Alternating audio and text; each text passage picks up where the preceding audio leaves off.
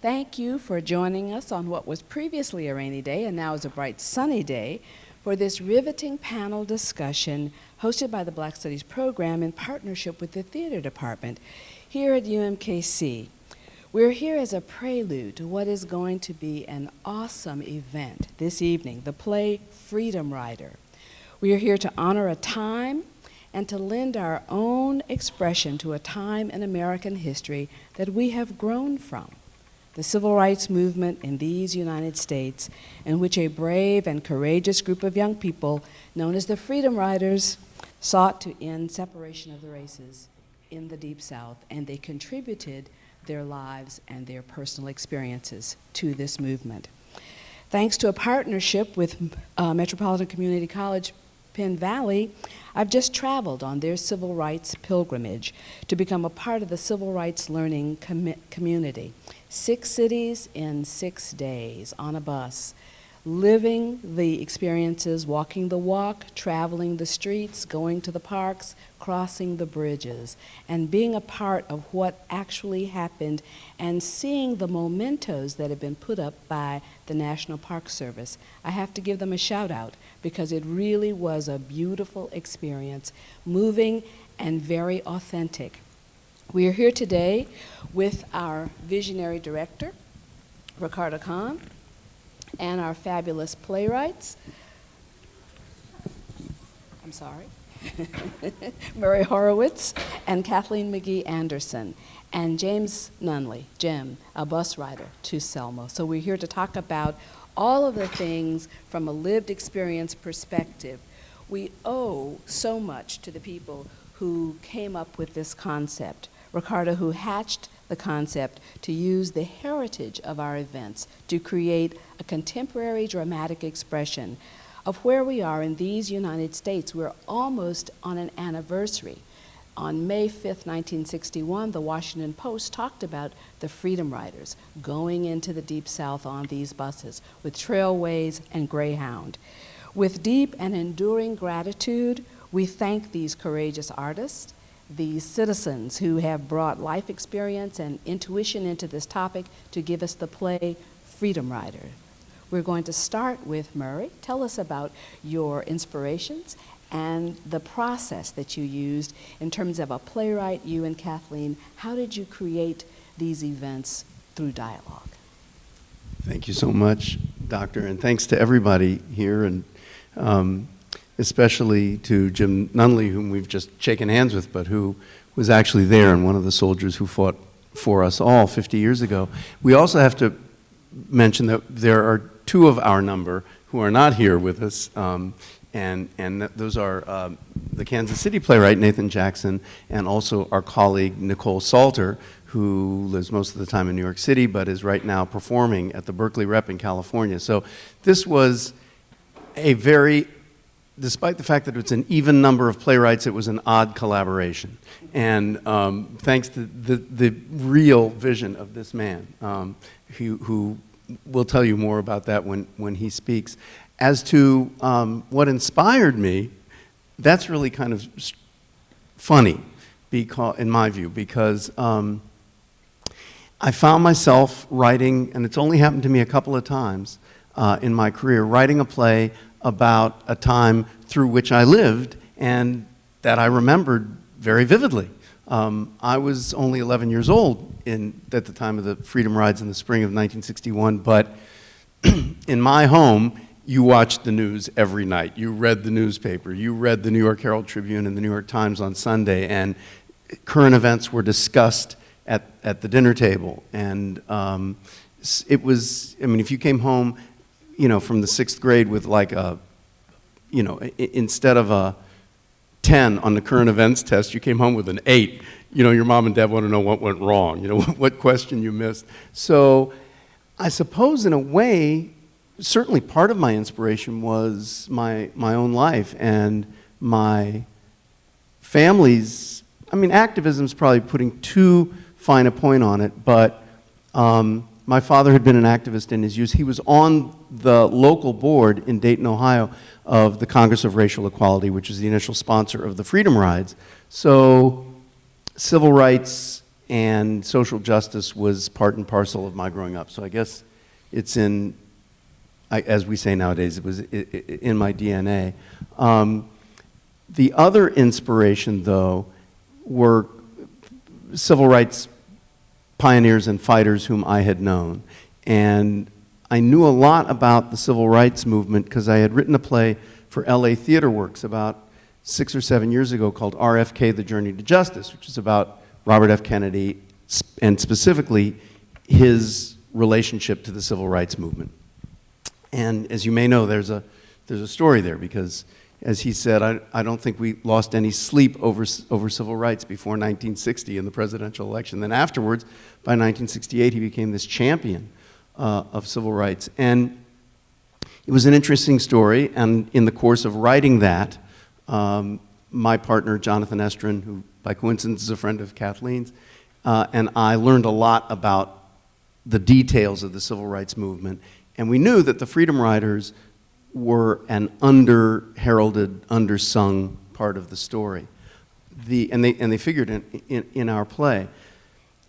When Rick talked to me about doing it, I mean, partly because of that, partly because of my family, partly because it was Rick, I was down. You know, and also partially because of the oddity. He said his idea was to get 4 playwrights, each of whom would create a character, a kid on the bus. And this was so outlandish, so crazy. I said, yeah, okay. You know, it was like, also I have a background in musical theater. I've done a lot of work in musical theater, and I figured it'd be kind of like a musical where, you know, the composer and the lyricist and the book writer or writers would get into a room and kind of hammer out the show, and that's not what happened. That wasn't his idea, and he was right. More about that in a minute. But after I said yes, he sent each of us 2 books, right? 2 or 3.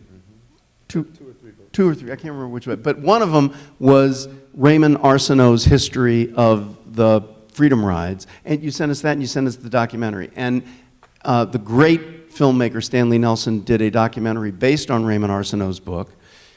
And also this book called Breach of Peace, Breach of Peace, which is really a brilliant idea.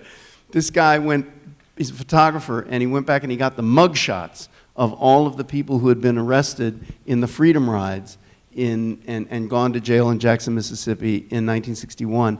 And then he went and found as many of them as he could and took their portraits in 2005 or 2006 and interviewed them.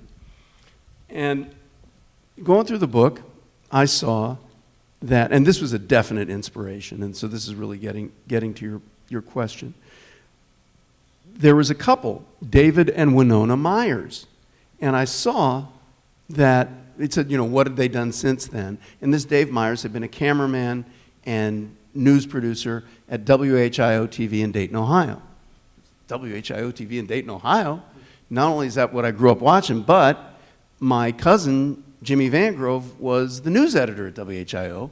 Let me call him. So I called my cousin Jimmy, and I said, "Did you know a guy named Dave Myers?" He says, "Oh, yeah." He says, "You know, he was a Freedom Rider." I said, "Funny you should mention that." Right? I said, they live in like a trailer in Central Florida. I said, "Do you know how to get in touch with him?" He said, "Let me see," right? The next day, I had the Myers' telephone number. I called him up. I said I was from Dayton. I said I was Jimmy's cousin. And I said, we were working on this project about the Freedom Riders. And did they mind talking to me? And I think we may have had to make an appointment for a later time. And did they mind if I taped the conversation? And they said, no, not at all. And we spent an hour on the phone, and the tears were streaming down my face at the end of this thing. Because not only had I found 2 people who were kind of home people. She was from northern Ohio. He was from central Indiana. They had been among the 15% of students at Central State University in Wilberforce who were white. And they reminded me of what a hotbed Southwest Ohio was in the civil rights movement. Many of the Freedom Riders came from Central State, Antioch, Miami University, and Wilberforce. And I guess I didn't sort of realize it at the time, but so it wasn't any accident that, you know, I guess my dad was on the board of CORE and that we went to these rallies, and I marched and all this other, because, you know, I think if I'd been living in Chicago, it might not have happened, but I was living in Dayton, Ohio, and there was a lot of foment around civil rights there. There's also a very active Klan around Dayton, too. But, so they really inspired me talking to them. They also, not only had I just identified two home people, but who had extraordinary stories. She was amazing. Winona Myers, they were not married when they went on the Freedom Rides. Her name was Beiser, I think. They got married later. He said, you know, honey, I'm going off to be on the Freedom Rides. And he said, you stay here. And she said, fine. And 2 days later, she got on a train and she got down to, where did she went to Montgomery to go to Jackson. She was in the later, these were in the later generation of Freedom Riders that went from Montgomery to Jackson, filling the jails. And he found out when he was in jail that she was in the women's jail, and he got out because the Kennedys arranged for all the release of everybody. She refused to go. She stayed in jail. She told him to go back to Central State and finish up. He said it was the worst decision he ever made in his life because his grades went to hell, he went to hell, the woman he loved was in jail in Mississippi, and he was there in Ohio with like nothing to do. She refused every early release they offered her. She said, somebody has to bear witness to what the state of Mississippi did to somebody for sitting in the wrong waiting room. And she was arrested, as I think in late May or early June of 1961. She was released the day before Christmas, 1961. And he flew down, he got her, and then they were married like 3 months later. I'll finish by just saying this. In 2011, there was a big reunion, 50-year reunion of all the Freedom Riders in Jackson. And the state of Mississippi, in its generosity, offered a blanket pardon to all of the Freedom Riders. Winona Myers refused her pardon. She is still a convicted criminal in the state of Mississippi. So after that, I ended up, it was interesting for me. I'm sort of getting chills about it, and writing out of my own experience a lot more than I usually have, certainly more than I have in any other play I've ever worked on. And that was a lot of fun. My wife liked it a lot, and she sent some of my scenes, I don't know if I told you this, to our kids, who are all grown now. And my son, who's a film editor in New York, called me and said, Dad, is this autobiographical? I said, no, it's not autobiographical. It really is not. But you'll see some things in there that you'll recognize. So I hope that answers your question. If not, I've certainly talked a lot. No, Murray, thank you. That's wonderful. And Kathleen, tell us as a playwright, what brings you into the creative perspective here? Well, first of all, I was just thrilled to get the phone call from Ricardo, who I had worked with several years prior here in the theater department with Tom Mardykes, and thank you, Tom, in creating a play for the department called Quindaro. And it was my first experience here in Kansas City and learning about the history of the area and working in the department with Ricardo. It was he conceived the idea of me writing this play, Quindaro. And it was one of the best experiences of my life in terms of writing theater. My career encompasses theater, which is my first love. And then my paycheck job is writing television and film. I live in Hollywood, and I use that revenue stream to fund my real love, which is the writing for the theater. So whenever I get the opportunity to write for stage, I gobble it up. And having worked on this original piece called Quindaro with Ricardo, I longed to come back. And so a couple of years ago, he called and said, I've got this other idea. And I was so thrilled to participate. He also outlined that he wanted the play to be created by 4 playwrights, and that we would all write a chapter in the Freedom Rider's story from a particular point of view of individual character. And he asked whether or not that would be interesting to me to write a young Freedom Rider from Detroit, Michigan, which is where I'm from. And I think he asked because he knew a little bit about my family history, which also, like Murray's, involves a family that was very very active, my family was very active in the civil rights struggle. And growing up, I had heard my family lore, which was about a Supreme Court housing case that my grandparents fought in the 40s with Thurgood Marshall as their attorney, and which changed the housing laws in the nation. So growing up hearing that my grandparents had fought this Supreme Court, this battle on the local level to the state level and then to the national level and won, was something that was sort of a benchmark growing up as a young person in a family where that was of value. I had to do something that was equally as important, was sort of the mantle charge with my brother and I. But how do you follow that up was always even too big to even wrestle at the time. My mother was one of the founding members of the Congress of Racial Equality in Detroit. And back then, my dad was what was known as a race man, which meant an African American whose every move was about ennobling and raising the race. And so I was somewhat a frivolous daughter who cared about Motown and fashion on the other hand. And so when Rick said, Kathleen, write about the serious aspect of your nature, I grabbed it. And what mattered to me back then was love and politics. So I knew that in writing this character that Rick charged me with, that I would try to come up with a character who was 18 years old and who was influenced by those two things. And so I started trying to come up with a story that intersected with a young girl's desire to do something that mattered on the freedom rides, but who was also in love, and how did those two aspects intersect in the story. So after reading the books and thinking about my personal story, my process is usually just to start writing.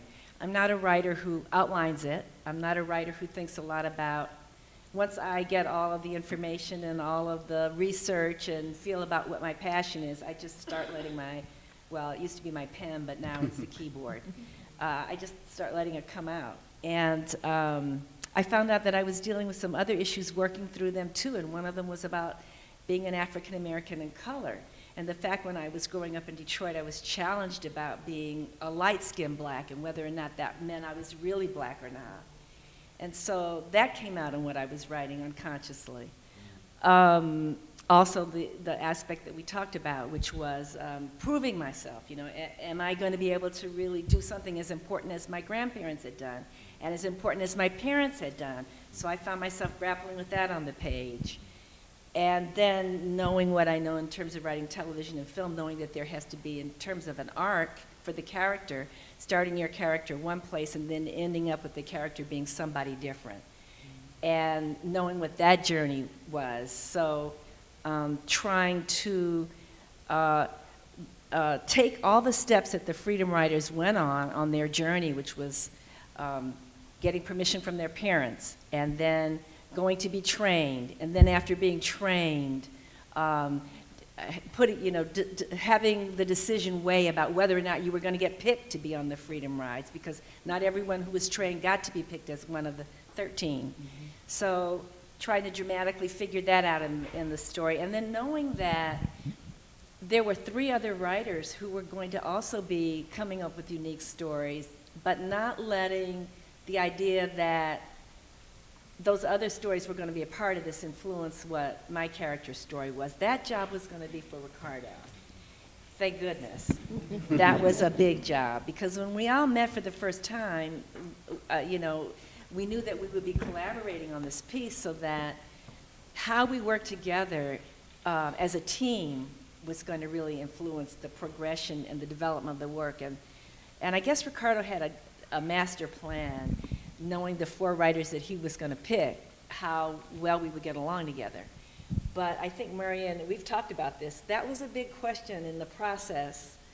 You know, are we all going to, is somebody going to lead with ego? And is somebody going to be so solidified in what their approach is if we've done the same dialogue, for instance, or if we've replicated each other's action scenes, if there's too much similarity, who's going to step back and which one of the scenes would win out, and how that was going to be navigated.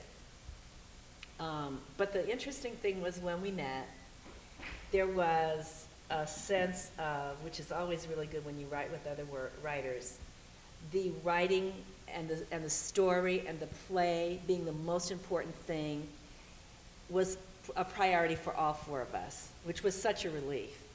And we were all passionately dedicated to our own point of view and our own characters, but what superseded was that we tell the best story. And I think we came together 3 times. That was part of the process. 3? 2, 3? 2. 2? 2, March and December. It felt like 3. Not for us. We never see enough of you. Well, we all got along terrifically. So much so that after we would have our sessions during the process of reading our work together and hearing the actors read our work, we couldn't get enough of each other. Afterwards, we'd go out to eat, and we would continue talking about it. And that we formed relationships so that we would write each other emails about things and feel comfortable picking up the phone. And so that was a part of the process in working on this that was really delicious, because it was as much fun as, for me, having the freedom to create a character, to write something that I'd always wanted and needed to get out, to write something I thought was really important, creatively but also historically, to make a contribution to telling the civil rights story, to be a part of that literary theatrical heritage. I think this play is going to live. I think it will live beyond the stage. After watching it last night, I thought the thing that makes it different from everything else that I've seen is that in terms of the civil rights stories as they've been told, is that this is so personal. Each character is so personal, and because of Rick's approach, that's telling each individual playwright, write your own story, don't worry about anyone else. That's how that came about. And lastly, I think one of the parts of process that I really gave myself to, which is a little writer secret that I've learned along the lines of being a writer for over 35 years now, which is, it's such an interesting thing. The more specific your character is, the more specific your writing is, the more universal your message is. And it's so true. So that it gave me, knowing that, gave me permission to really write this character to a fine point, to really get into her head, what mattered to her, and not to worry about whether or not it was interesting to anyone other than me, but to just write the characters specifically in detail. And I think everyone else did that. And so when you meet these characters, they are specific to detail, but because of that, everyone can relate to who they are. Everyone can identify themselves within that character. So it was fun to be able to explore that and be a part of the process on a big level with all of us. That's wonderful. I like the aspect of the personal being universal. Yeah. So in terms of personal, we'd like to hear from Jen Nunnelly about your personal experience. All right, thank you so much. While they were talking, I was tiptoeing and tap dancing in my mind were a whole series of things that have happened to me to lead me to go to Selma, Alabama in April of 1965. I think that was maybe the pinnacle, or at least the most important thing I had done, but I would be remiss if I didn't sort of tell you a little bit about all that had led up to that along the civil rights line. The first thing that ever happened to me was growing up in a university town, Columbia, Missouri, and there was a dividing line where black people lived and where the university started. I was like maybe 7 or 8, and I sold newspapers on the street. And I went to this Newberry's, you would know them as 5 and Dime, but I went to this after I had made 5 cents or 10 cents for the day, and I would buy an orange drink But at the time, it was very segregated, and you weren't supposed to. But by being 8 or 9 or whatever I was, everybody allowed it. But there were people who laughed at me when I just went up there and asked for it. And ignorance has its place. But that was one thing that I now stand out. The second thing was at 10 years old, selling newspapers, I sold more newspapers than all the other kids put together. And I got a chance to go on early TV in the 50s, and I was featured as the carrier of the month. And in those days, they actually carried newspapers. You know, little kids did it. You probably don't know about that. But anyway, I remember so vividly they asking me what led to my success as beating out all these other people. And I said, well, it's important to be dependable, and it's important to be responsible. And you would have thought that I had discovered gold. It was like, he can speak, he can articulate, and they were parading me around the newsroom as if I was some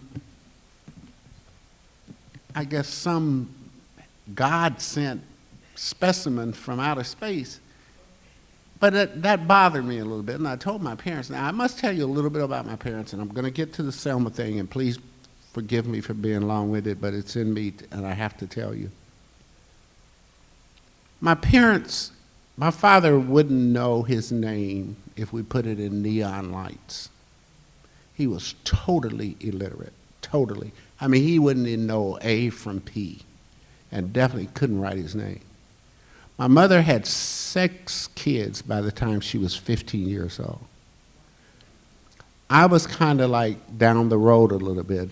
Maybe she was older. I think she was like 20 when she had me. But having said that, I just kind of struggled along the educational system.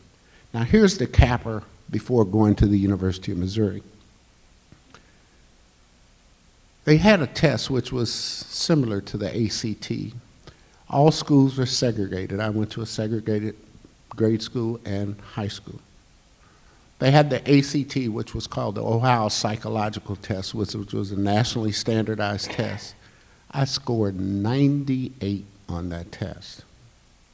Now let me tell you what happened though.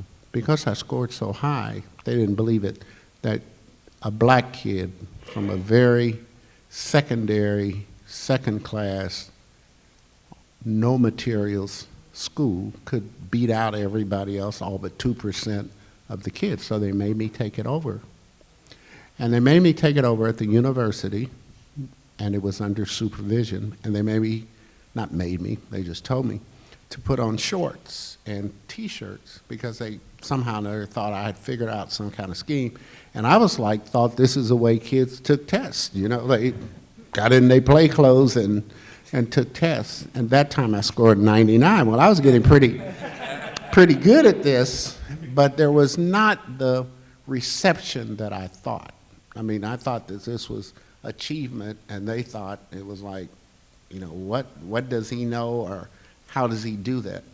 Well, my point is, that was in my senior year beginning, and the University of Missouri gave me a full scholarship to go to the University of Missouri based on those test scores.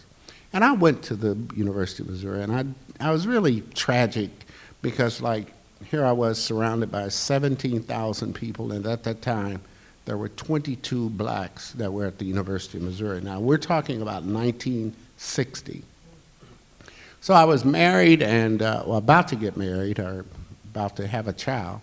And of course, that kind of bothered me. But the day leading up to Selma was in April of 1965. I was walking across the University of Missouri campus. I worked at the A&P store as the first black to ever be a cashier in town. Now, this is tragic because, like, I'm kind of feeling like a celebrity without a following, because it's kind of like you don't know where you fit. And I was just mentioning to Ricardo before is that you do learn a lot by the times, because transitionally, I was right on the cusp of change. And so I had to kind of learn a lot about it. But here's the tragic part. 3 days before I was graduating from high school, there was a little lunch counter, and I was thrown bodily from that lunch counter because we had the first sit-in. And at that time, Freedom Riders, you did the Freedom Rider thing nationally, but you did the sit-in thing locally.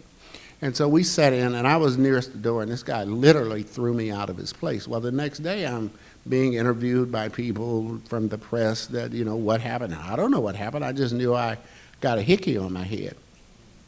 But the point I'm getting to is that one day I walked across the University of Missouri campus, kind of ready to get married, child already in place, having to go to work, having to go to class, and a rabbi walked up to me and said, "Do you want to go to Selma?" And like, I felt kind of bad because I wasn't exactly up on what had gone on in Selma, but I did know something bad had gone on. But I had no problem saying yes. Yes.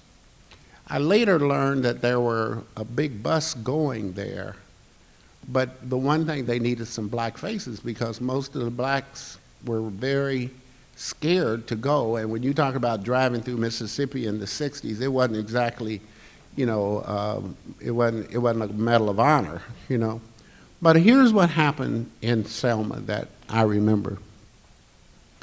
Now, as I mentioned to Ricardo, I think I got good at my own experiences only because since it was a transition time, I learned to ask a lot of questions up front. Government was important because really what change was all about was making the government respond to the needs of those that it had disenfranchised.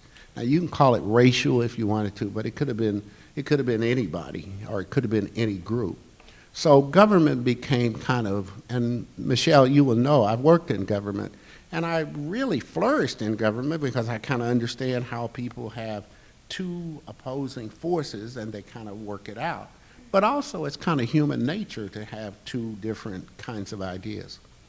But when I got to Selma, after riding all night at midnight, my to-be wife thought I was absolutely crazy by even going. And I said, but I have to. And we rode through Memphis, Tennessee, Tupelo, Mississippi, and into Selma. We got into Selma, it's 80 degrees. And it's hot. Here I've got all these overcoats on and whatever. And by the way, there were no motels that would accommodate any of us. We slept on the bus. And you can get a little musty after a period. We all were musty. And whenever I hear that song, I get misty. I always say, you can get musty. But the serenity of the situation changed very much because I was scared. I was actually scared. It was the first time in this transition that I really, up to that I'd been kind of a celebrity, you know, oh, he can read, oh, he can write. And now, like, I had been reduced to something that may be like a hunted specimen or a hunted animal or whatever, and kind of having to think this through. And I had never had to do that before, and it was not only incumbent upon me to come up with some creativity. So here's what I did. I decided to let everybody else go wherever they went, and I would lag behind. And the first day I was there, I saw all of these Alabama state troopers, which were lined up. And you know these carpenter horses they have? That became the dividing line beyond which you could not go. Now this just startled me, but the Episcopalian priest that was killed in Selma, that was also in the movie, his name was James Reed. And James had been standing beside me because we both were kind of checking this out. But he had the audacity to cross one of those horses. And literally, they beat that man literally to death. Now, think about this now. I'm maybe 20 at this point. That's the first time I'd ever seen anybody beaten. But the most important, they also turned the dogs on him. Now, when I saw that, I could not visualize how I could have taken that. But more importantly, it put a decision point inside of me that says, do you really want to take on this fight?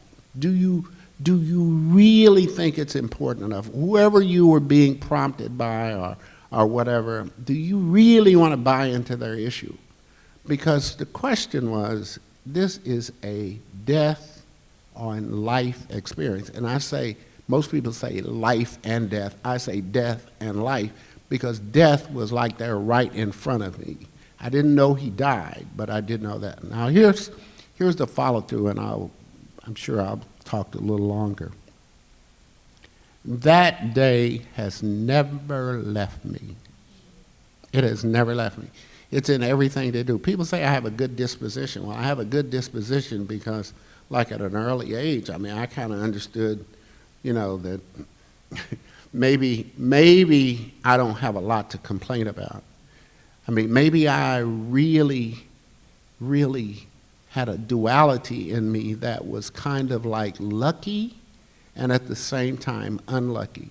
Maybe my race and where the country was unlucky, but I was lucky because I wasn't beaten, and I had a chance to go back and live out and try to be the kind of person that would make our race move forward and be acceptable. Now, one other thing I'll leave you with, the blacks were scarce in this whole movement.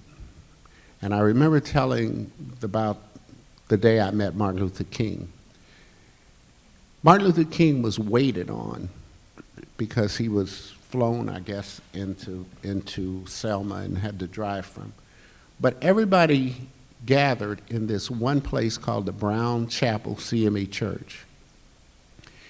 It was, if you heard of one-room school, if you could imagine a one-room church, but it had kind of a little balcony up in the window, and I sat up in the window because it was so hot. And I finally walked down, and just about the time I walked down, then the entourage with Martin Luther King came by, and he was shaking everybody's hand, and I sat there. Now, that is the second thing that I will remember most. But as a bottom line statement, I am still confused. I am still tragically, romantically involved with the advancement of all people.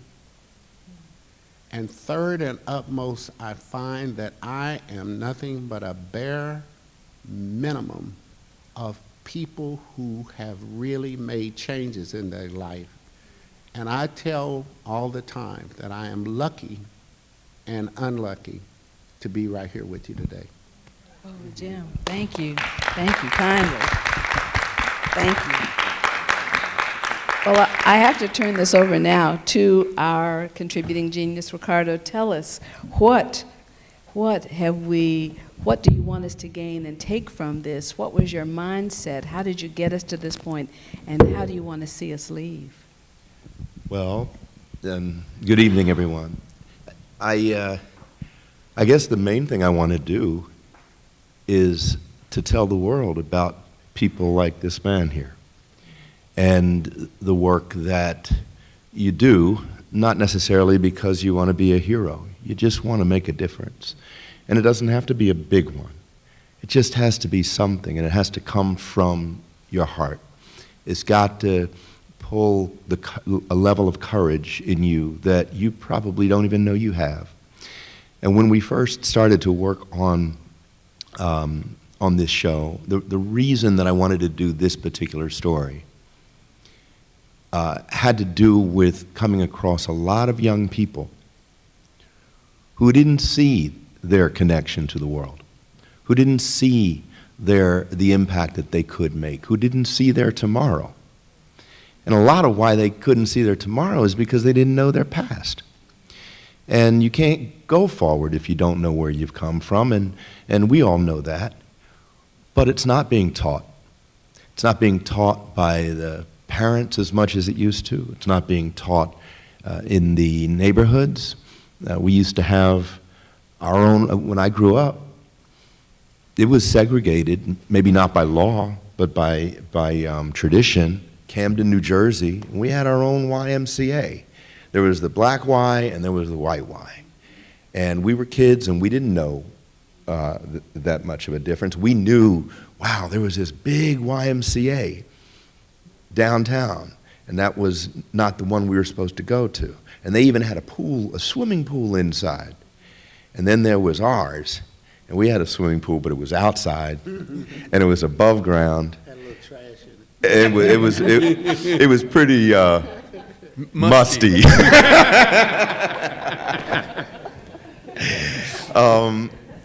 But it was ours. That's the thing. It was ours. You go there as families. You go there as friends of friends. And when we would go and feel good. First of all, we knew we were celebrated. We knew we were safe. We knew we were learning something, and our parents knew that, and that's why we were there. They wanted us to have a piece of ourself. Trying to do this play is about trying to bring a part of our history that I think we should all be proud of all colors and all denominations. We should be proud of certain shining moments in our history that, at the very least, inspired more and more people to rise to their best occasion, their highest self. And it's that ascension, spiritually and morally, that I live for, and through the work try to do as well.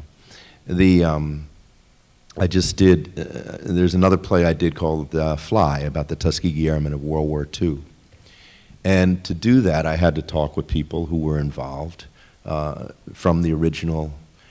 And one was Roscoe Brown, Dr. Roscoe Brown, and he's an amazing guy. And just like this gentleman here, he says, I didn't want to be a hero.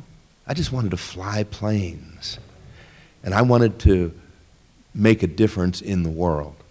I said, but you had to face some pretty serious racism here in America, especially when you came back. And he said, you know, as bad as racism is in this country, fascism is worse. And that is why they went to war. Not that he would ever want anybody to go to war, and not that he ever wanted to become a hero. Our people want to make a difference, and that is not a message that is always put out there. Rarely is it put out there. So the first thing I wanted to do was reach out to these 4 people who I not only admired as talents, but I loved as friends. And I thought that if we could bring people together, who, you know, if I could bring together people I love, I think they'll love each other. And that's why it seems like we met more than twice. But we really, you know, the first, I guess, 6 months, I worked with each of them individually. They didn't meet. And it's because I wanted them, the characters in the play to be distinct. I didn't want it to be about writing by committee. I didn't want that. I wanted the specificity of the characters. And if they were going to clash, let them clash. But that was part of the beauty of the experiment. And then in March last year, that was the first time we came together. It's the first time they met each other. But I knew them all along. So I just sat back and watched. And it was great, you know, it was great. We went out to get barbecue. I have a picture of this guy with a big old bone in his mouth. I didn't know rib. a dinosaur in there. Right. We made a big chart. Yeah. Oh, right. We had a huge chart, and I think it was just really a remarkable time every time we got together. It was fun. It was fun, and it was on purpose. The thing that I love the most about connecting with the students here and taking advantage of this amazing opportunity that Tom has given us and the department, the program has given us, is that these students fell in love with the cause as well. They didn't live it, but now they are. Now they are. And it didn't take me having to come in and say, do you see how history is a river and you're in it right now? It didn't take me pointing out that Ferguson is in the same state. and that here we are talking about the same thing that happened with the Freedom Riders so many years ago. It didn't take me to inspire them. It took knowing that history is connected like a river to everything we do. And our ancestors still walk with us. And our spirit and our soul and our God is always with us, in spite of how the news normally portrays us. So it is important for us to take this step with the same amount of courage they did 50 years ago. And with that, we're doing this play that opens tonight. That's it. Here, here. Yeah, thank you. Do we have any closing remarks? I'll just close here real quickly. When I was talking about how this impacted me, I've had good jobs, and they've always been leadership, and I kind of watch things much like I watched that incident. But the one thing that really spurred me was to work with particularly black young people who want to go to college. And I guess it was because maybe the turning point in my life was on a college campus. And I've worked for the last 35 years with teenagers, and someone told me, I didn't know this, but that I had helped some 1,300 kids, black kids, go to college, either by scholarship, either by prepping them. And I was part of a radio show that they thought it was a radio show, and they thought it was great to talk on the radio and whatever. But it really was preparing them to go to college. And during this period, they would meet, during the year, they had to interview people that would look like them. And over a period, if they spent 2 years with me, they would have known up close and personal 100 African American professionals, so that they could see who they were through what they wanted to be. And the good side of that is that today I walk through the streets and I meet kids who were part of that trajectory. And they always know, and I never mentioned my name on the show, but I called myself Granddad because I kind of wanted to be a person for them. Nothing, all this other stuff that I've talked about, good jobs and whatever, nothing has vaulted me internally higher than working with those young people. And let me give you one example. Since it was a radio show, it has to be planned, so the kids plan their own show. And I have to say that many times they will say something just to answer the question. But there is an attorney in this room that one of our kids interviewed. And she told me that she wanted to be an international lawyer because the attorney in this room was very fluent in Spanish, had traveled all over the country and foreign countries doing legal work. And I just got a letter from her 2 weeks ago, and that she's now enrolled in law school after having gone to Dartmouth, and will now proceed along the lines of becoming an international attorney. Now, what I'm saying to you, all of that started way back when. It didn't, and when you said history is a river, it's more like an uncontrollable ocean, because it all makes sense. You just got to be able to see it big enough to make it work for you for the rest of your life.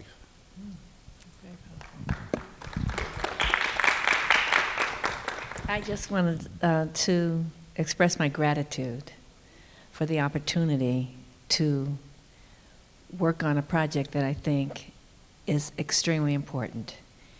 And I know that through art, we can change the world.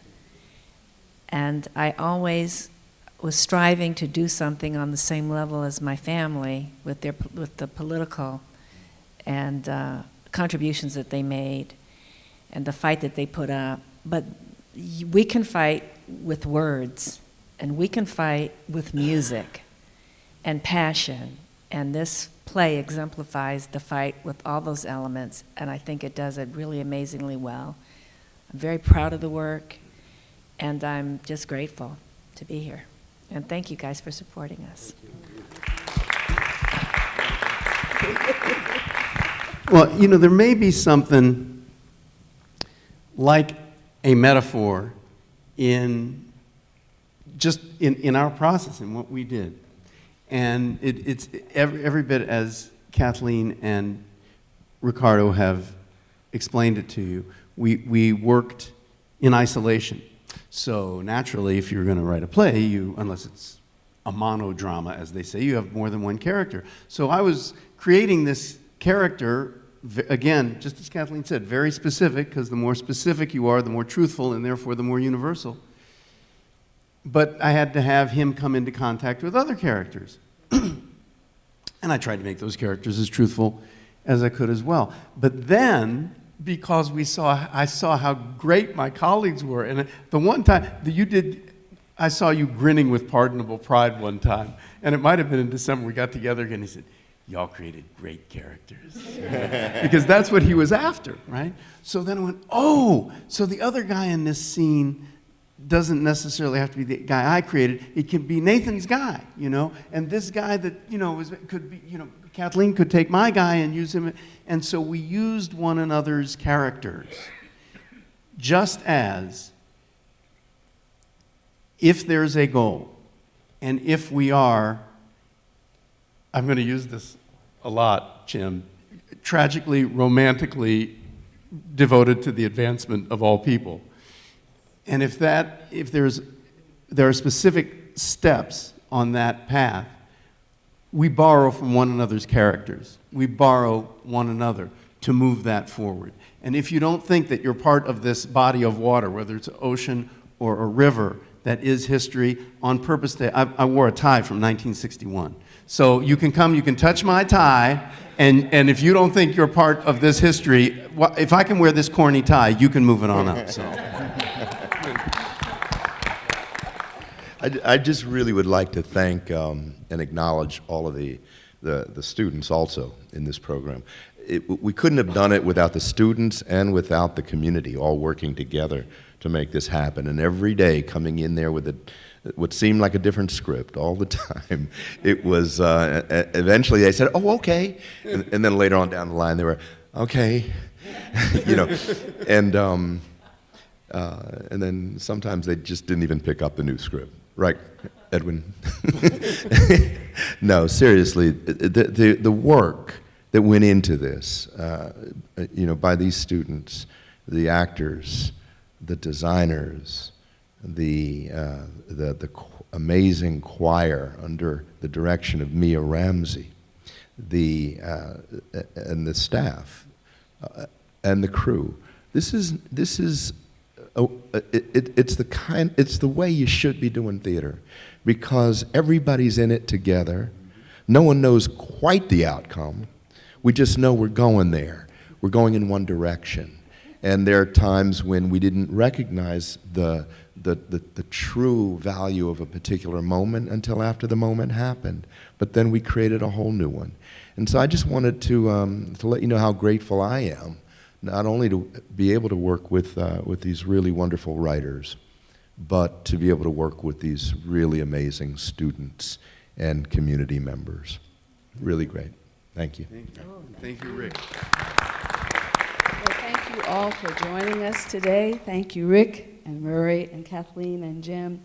This has been so uplifting and inspiring and exciting, so that we're now ready to be charged to go forward in the stream of the wonderfulness of this play. The love, the inspiration, and the work has transformed all of us. I've only seen it in rehearsal, so I'm excited to see the final product and see the transformation, because I saw it come from the rehearsal hall to now the big stage. And I mean, you're going to need Kleenex because it is moving, and you will be changed from beginning to end. I know I have been, and this conversation, this dialogue, has helped us all become prepared for the experience of tonight. Thank you. Thank you. Thanks so much.